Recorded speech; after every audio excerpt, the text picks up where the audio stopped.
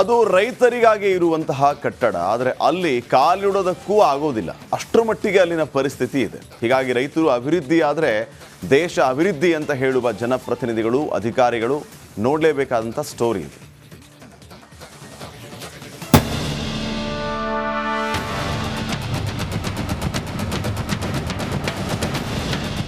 ಎಲ್ಲಿ ನೋಡಿದ್ರೂ ಗಲೀಜು, ಧೂಳು ಹಿಡಿದಿರುವ ಟೇಬಲ್ಗಳು, ಗಲೀಜು ಆಗಿರುವ ಶೌಚಾಲಯ. ಇಲ್ಲಿಗೆ ಬಂದ್ರೆ ಮೂಗು ಮುಚ್ಕೊಂಡೇ ಓಡಾಡಬೇಕು. ಇದು ಬೀದರ್ನ ಎಪಿಎಂಸಿ ಮಾರುಕಟ್ಟೆಯಲ್ಲಿರುವ ರೈತ ಭವನದ ಸ್ಥಿತಿ ಇದು. ಇಲ್ಲಿನ ಬಹುತೇಕ ಕೋಣೆಗಳು ಗಬ್ಬು ನಾರುತ್ತಿವೆ. ಕಾಲಿಟ್ಟಲೆಲ್ಲ ಗಲೀಜು. ಅವ್ಯವಸ್ಥೆಯ ಆಗರವಾಗಿರುವ ಜಿಲ್ಲಾ ರೈತ ಭವನದ ಸದ್ಯದ ಪರಿಸ್ಥಿತಿ ಇದು. ಎಪಿಎಂಸಿ ಮಾರುಕಟ್ಟೆಗೆ ರೈತರು ಬಂದಾಗ ಅವರು ವಾಸ್ತವ್ಯಕ್ಕೆ ಹಾಗೂ ಸಭೆ, ಚರ್ಚೆ, ಸಮಾರಂಭ ಮಾಡುವುದಕ್ಕಾಗಿ ಜಿಲ್ಲಾ ಕೇಂದ್ರಗಳಲ್ಲಿ ರೈತ ಭವನಗಳನ್ನು ಸರ್ಕಾರ ನಿರ್ಮಿಸಿದೆ. ಇನ್ನು ರಿಪಬ್ಲಿಕ್ ಕನ್ನಡ ನಡೆಸಿದ ರಿಯಾಲಿಟಿ ಚೆಕ್ನಲ್ಲಿ ಬೀದರ್ ಜಿಲ್ಲಾ ರೈತ ಭವನದ ಬಣ್ಣ ಬಯಲಾಗಿದೆ. ರೈತ ಭವನದಲ್ಲಿರುವ 20 ರಿಂದ 30 ಕೋಣೆಗಳ ಪೈಕಿ ಬಹುತೇಕ ಕೋಣೆಗಳು ಗಬ್ಬು ನಾರುತ್ತಿವೆ. ರೈತ ಭವನ ಹುಟ್ಟಿದಂಥ ಉದ್ದೇಶಕ್ಕೆ ಸಫಲವಾಗಿ ಇದನ್ನೆಲ್ಲ ಬಂಡವಾಳ ಹಾಕಿ ಒಂದಷ್ಟು ಅನುದಾನ ನೀಡಿ ರಿಪೇರಿ ಮಾಡಿ ಸಭಾ ಯೋಗ್ಯ ಭವನ ಮಾಡಬೇಕು, ಉಳ್ಕೊಳ್ಳೋಕ್ಕೆ ಯೋಗ್ಯವಾದಂಥ ಭವನ ಮಾಡಬೇಕು. ಈ ನಿಟ್ಟಿನಲ್ಲಿ ನಾನು ಇಲ್ಲಿ ಬಂದಾಗ ಅಂದ್ಕೊಂಡೆ, ನಾಳೆ ನಾಳಿದ್ದು ನಾವು ಚಾಂಬರ್ಸು ನಾವೆಲ್ಲ 7-8 ಬೆಂಗಳೂರು ಇರ್ತೀವಿ. ಮಾರುಕಟ್ಟೆ ಮಂತ್ರಿ ಶಿವಾನಂದ ಪಾಟೀಲ್ ಅವರಿಗೆ ಈ ಉದ್ದೇಶವೆಲ್ಲವನ್ನೂ ಕೂಡ ಆಧುನೀಕರಣ ಮಾಡಿ ದುರಸ್ತಿ ಮಾಡಿ ಅಂತ ಒಂದು ಒತ್ತಾಯ ಮಾಡ್ತೀವಿ. ಬಹುತೇಕ ಕೋಣೆಗಳು ಸ್ವಲ್ಪ ಮಳೆಯಾದ್ರೂ ಸೋರುತ್ತಿವೆ. ಹಲವು ಕೋಣೆಗಳು ಬಿರುಕು ಬಿದ್ದಿವೆ. ಹಾಗಲೋ ಹೀಗಲೋ ಬೀಳುವ ಸ್ಥಿತಿಯಲ್ಲಿವೆ. ಇನ್ನಾದರೂ ಸಂಬಂಧಪಟ್ಟ ಅಧಿಕಾರಿಗಳು, ಜನಪ್ರತಿನಿಧಿಗಳು ಇತ್ತ ಗಮನ ಹರಿಸ್ತಾರಾ? ಕಾದು ನೋಡಬೇಕಿದೆ. ಮಲ್ಲಿಕಾರ್ಜುನ್ ಮರಕಲೆ, ರಿಪಬ್ಲಿಕ್ ಕನ್ನಡ, ಬೀದರ್.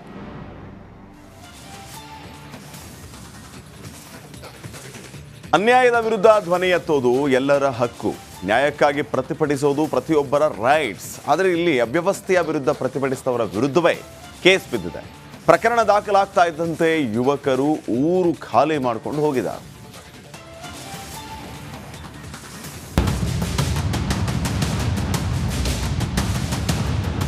ಕಿತ್ತೋದ್ ರಸ್ತೆ, ಹೊಳೆ ಯಾವುದು, ರೋಡ್ ಯಾವುದು ಅನ್ನೋದೇ ಗೊತ್ತಾಗಲ್ಲ.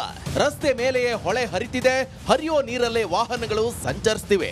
ಸ್ವಲ್ಪ ಯಾಮಾರಿದ್ರು ಅಷ್ಟೇ ಕತೆ. ಯಮನ ಪಾದ ಫಿಕ್ಸ್.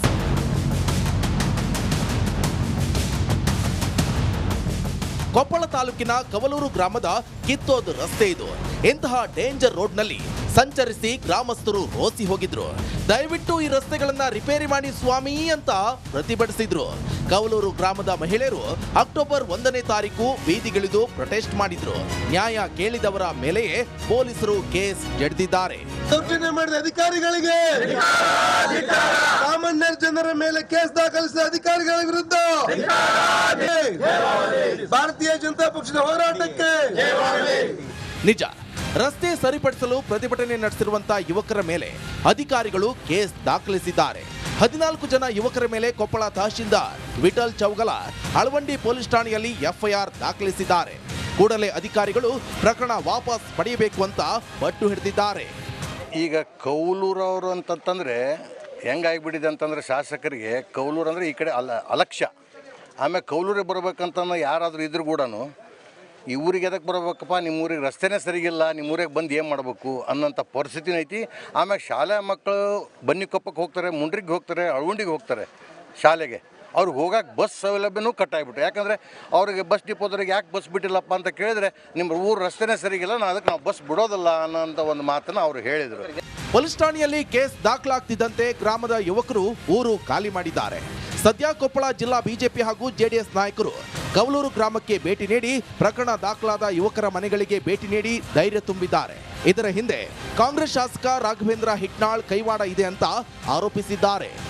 ಒಂದು ವಾರ ಮುಂಚಿತವಾಗಿಯೇ ಅವರಿಗೆ ಸಂಬಂಧಪಟ್ಟವರಿಗೆ ಮಾಹಿತಿ ಕೊಟ್ಟು ಸ್ಟ್ರೈಕ್ ಮಾಡಿದ್ದಾರೆ. ಅದು ವಿಶೇಷವಾಗಿ ಇಲ್ಲಿ ಗ್ರಾಮದಲ್ಲಿರ್ತಕ್ಕಂಥ ಎಲ್ಲ ಬರೀ ಮಹಿಳೆಯರು ಸೇರ್ಕೊಂಡು ಮಾಡಿದ್ದಾರೆ. ಅದಕ್ಕೆ ಸ್ಪಂದನೆ ಮಾಡಬೇಕಂತ ಅಧಿಕಾರಿಗಳು ಅವರು ಬೆಳಗ್ಗೆ 10 ಗಂಟೆಗೆ ಸ್ಟ್ರೈಕ್ ಕೂತ್ಕೊಂಡ್ರೆ ಮಧ್ಯಾಹ್ನ 2 ಗಂಟೆಗೆ ಬಂದಿದ್ದಾರೆ. ಅವರು ಸಹನೆ ಕಟ್ಟೆ ಹೊಡೆದಿದೆ. ಬಂದಾಗ ಕೆಲವು ಯುವಕರು ಏನೋ ಒಂದು ಮಾತನಾಡ್ಯವರು, ಅದೇ ದೊಡ್ಡ ವಿಚಾರ ಇಲ್ಲ. ಆ ವಿಚಾರನ ಅಲ್ಲಿಗೆ ಕೈಬಿಟ್ಟು ಅವ್ರ ಮನವಿ ತೊಗೊಂಡು ಹೋಗಬೇಕಾಗಿತ್ತು.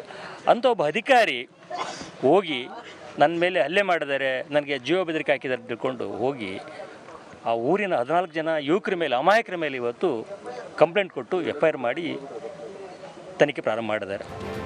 ನ್ಯಾಯ ಕೇಳೋದು ನಮ್ಮೆಲ್ಲರ ಹಕ್ಕು. ಆದರೆ ನ್ಯಾಯ ಕೇಳಿದವರ ವಿರುದ್ಧ ಕೇಸ್ ದಾಖಲಾಗಿರುವುದು ನಿಜಕ್ಕೂ ದೊಡ್ಡ ತಪ್ಪು.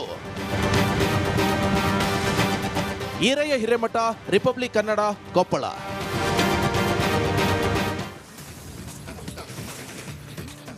ಮಂಡ್ಯ ಜನರಿಗೆ ಈಗಾಗಲೇ ನಾಗಮಂಗಲ ಗಲಭೆ ಕೇಸ್ ಬಹಳಷ್ಟು ಭಯವನ್ನ ಹುಟ್ಟಿಸಿದೆ. ಈ ಬೆನ್ನಲ್ಲೇ ಈಗ ಅದೇ ಮಂಡ್ಯದವರಿಗೆ ಮತ್ತೊಂದು ಘಟನೆ ಭಯಭೀತರನ್ನಾಗಿ ಮಾಡಿದೆ. ಮತ್ತೆಲ್ಲಿ ಕೋಮು ಸಂಘರ್ಷಕ್ಕೆ ದಾರಿ ಆಗುತ್ತೋ ಅನ್ನುವಂತಹ ಆತಂಕದಲ್ಲಿದ್ದಾರೆ. ಹಾಗಿದ್ರೆ ಏನದು ಭಯ, ಏನದು ಘಟನೆ? ಈ ಬಗ್ಗೆ ಒಂದು ವರದಿ ಇಲ್ಲಿದೆ ನೋಡಿ.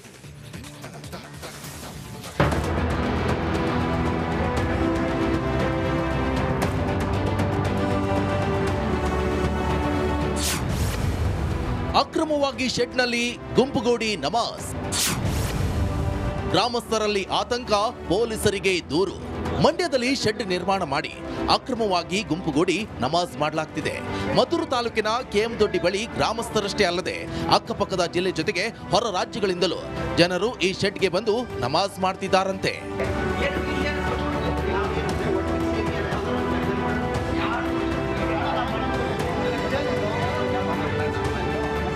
ಕರೀಂ ಎಂಬುವರಿಗೆ ಸೇರಿದ ಶೆಡ್ನಲ್ಲಿ ನಮಾಜ್ ನಡೀತಾ ಇದೆ. ಪ್ರತಿ ಶುಕ್ರವಾರದಂದು 100 ಅನ್ಯ ಧರ್ಮೀಯರು ಆಗಮಿಸಿ ಅನುಮತಿ ಪಡೆಯದೆ ಅಕ್ರಮವಾಗಿ ಗುಂಪುಗೂಡಿ ನಮಾಜ್ ಮಾಡ್ತಿದ್ದಾರೆ ಅಂತ ಗ್ರಾಮಸ್ಥರು ಆರೋಪಿಸುತ್ತಿದ್ದಾರೆ.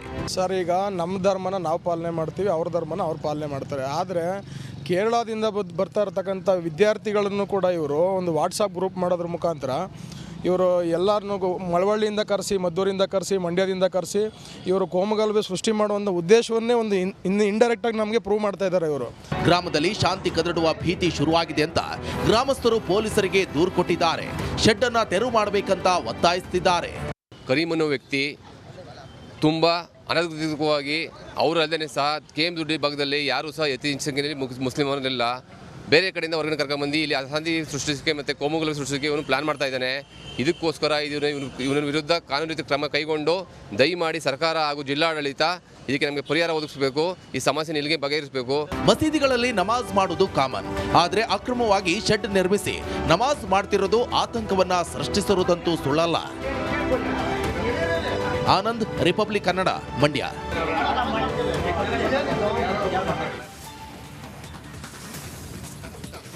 ಸಾರಥಿ ನಟ ದರ್ಶನ್ನ ಸೂಪರ್ ಹಿಟ್ ಸಿನಿಮಾ. ಈ ಚಿತ್ರದಲ್ಲಿ ದಾಸನ ಕನಸಲ್ಲಿ ದೇವಿ ಪ್ರತ್ಯಕ್ಷ ಆಗ್ತಾಳೆ. ನಿದ್ದೆಯಿಂದ ಕಾಟೇರ ಬೆಚ್ಚಿ ಬೀಳ್ತಾನೆ. ಆದರೆ ಜೈಲಲ್ಲಿರೋ ಪೊರ್ಕಿ ಕನಸಲ್ಲಿ